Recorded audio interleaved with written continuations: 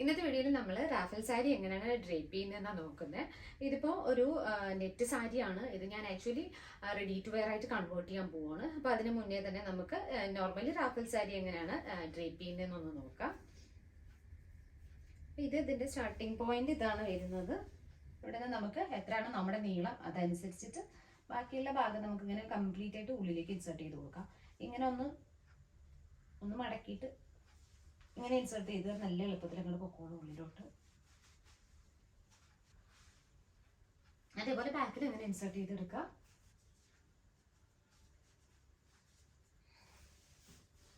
ഇത് ഇത്രയും ഫ്ലീറ്റ്സിന്റെ പോർഷനാണ്. ഇനി നമുക്ക് പല്ലു സ്റ്റാർട്ട് ചെയ്തത് ഈ ഭാഗത്ത് നിന്നാണ്. അത് നമുക്ക് ഇവിടെ ഇങ്ങനെ കണക്കാക്കിയിട്ട് ഇവിടെ ഞാൻ ഇങ്ങനെ ഒന്നൊരു പിൻ ചെയ്ത് കൊടുക്കുന്നുണ്ട്.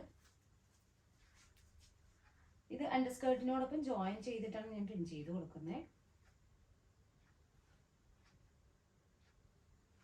പിന്നെ പല്ലു പോർഷൻ നമുക്ക് ഷോൾഡറിലേക്ക് വേണമെങ്കിൽ ഒന്ന് പിൻ ചെയ്ത് വെക്കാം. അപ്പം ബാക്കിയുള്ള പോർഷൻ കവർ ചെയ്തതിന് ശേഷം നമുക്ക് ഇവിടെ സെറ്റാക്കിയാൽ മതിയല്ലോ. ഞാനിവിടെ നിന്ന് പിൻ ചെയ്ത് കൊടുക്കുന്നുണ്ട്.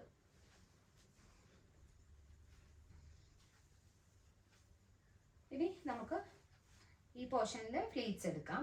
അപ്പം ഞാൻ എപ്പോഴും റൈറ്റ് ഹാൻഡ് കൊണ്ടാണ് എടുക്കല്.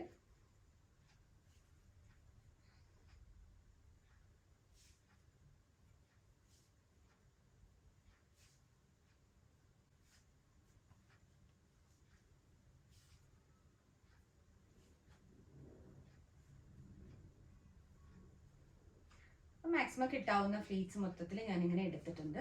ഇനി ഇവിടെയും അതെ നമ്മുടെ ലെങ്ത് അനുസരിച്ചിട്ട് ഇതൊന്ന് നന്നായിട്ട് ലെവലൊക്കെ ചെയ്ത് കൊടുക്കുക.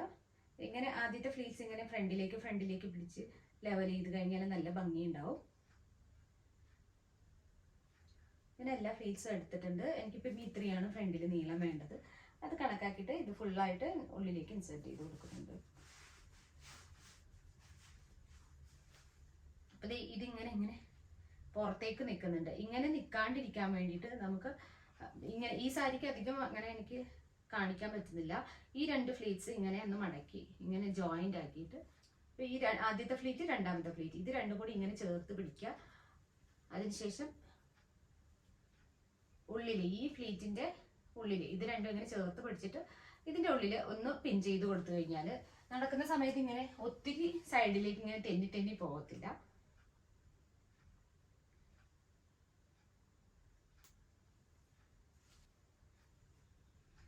അപ്പം ഇത് രണ്ട് ഫ്ലീറ്റ്സ് ഇങ്ങനെ ജോയിന്റ് ആയിരിക്കുന്നത് കാരണം മറ്റുള്ള ഫ്ലീറ്റ്സിന് ഇങ്ങനെ സൈഡിലേക്ക് പോകാൻ പറ്റില്ല. അപ്പൊ ഇങ്ങനെ എല്ലാം നല്ല സ്ട്രൈറ്റ് ആയിട്ട് കിടന്നോളും ഇതിങ്ങനെ.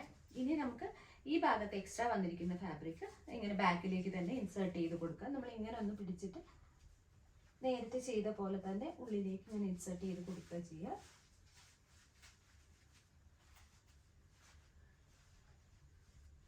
നെറ്റ് ആയത് കാരണം ഇതിങ്ങനെ കുറച്ച് കയറി നിൽക്കും. അതൊന്ന് ലെവൽ ചെയ്ത് ഇട്ട് കൊടുക്കണം.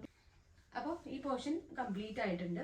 ഇപ്പം കാണാൻ കിട്ടുന്നുണ്ടെന്ന് വിചാരിക്കുന്നുണ്ട്. നമ്മൾ നടക്കുമ്പോഴാണെങ്കിലും അധികം ഇങ്ങനെ അങ്ങോട്ട് തെന്നി പോകാറില്ല. മറ്റത് ഈ ഫ്ലീറ്റ് ഇങ്ങനെ പോവും, അതിന്റെ പിന്നാലെ തന്നെ എല്ലാം അങ്ങനെ പോകലുണ്ട്.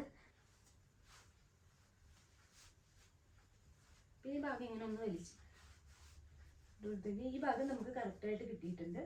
ഇനി നമുക്ക് പല്ലു സെറ്റ് ചെയ്യാം.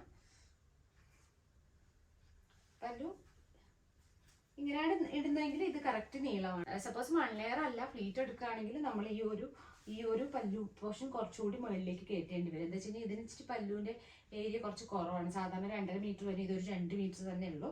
അങ്ങനെയാണെങ്കിൽ ഇത് കുറച്ചുകൂടി മുകളിലേക്ക് ആക്കിയിട്ട് ഇടേണ്ടി വരും. ഇല്ലെങ്കിൽ ഇത്ര തന്നെ പല്ലു ഉണ്ടാവുള്ളൂ. അപ്പോൾ സിംഗിൾ ലെയറിനാണെങ്കിൽ ഇത് പെർഫെക്റ്റ് ആണ്. ബ്ലൗസിനാവുമ്പോൾ ഇങ്ങനെ കയറി നിൽക്കത്തില്ല. നമ്മൾ കുറച്ചുകൂടി ഇങ്ങനെ ഒന്ന് ഇറക്കി ഇവിടെ ഒന്ന് പിൻ ചെയ്ത് കൊടുത്താൽ മതി.